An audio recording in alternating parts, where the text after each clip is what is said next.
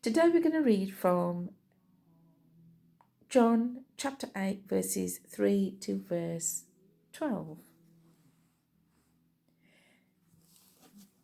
Then the scribes and the Pharisees brought to him a woman who was caught in adultery.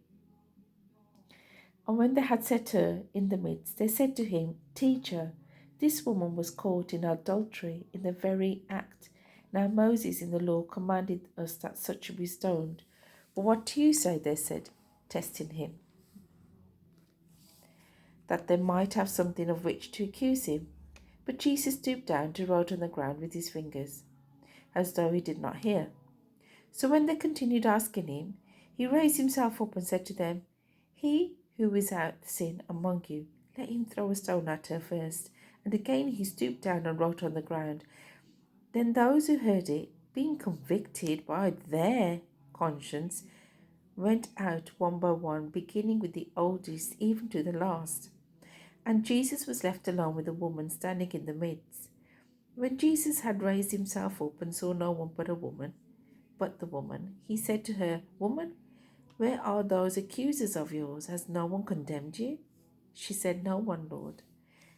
And Jesus said to her, Neither do I condemn you. Go and sin no more. Then Jesus spoke to them again, saying, I am the light of the world.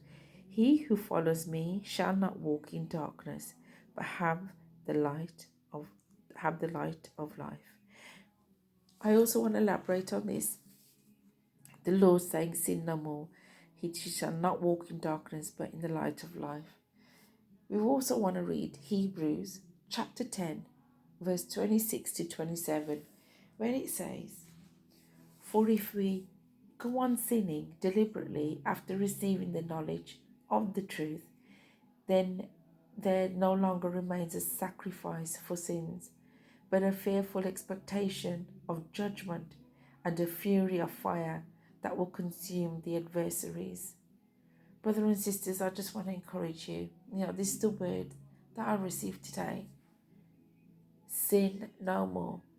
Because if you keep on sinning, then you're going to carry on being in darkness. And if you need help, God's grace and mercy endures forever. Try to live your life holy. If you're struggling, ask for help. Our Lord is a loving God who will slowly strip away the repetitive sins that we keep sinning on. He is more than able when we're not. I hope this encourages you today. Be blessed.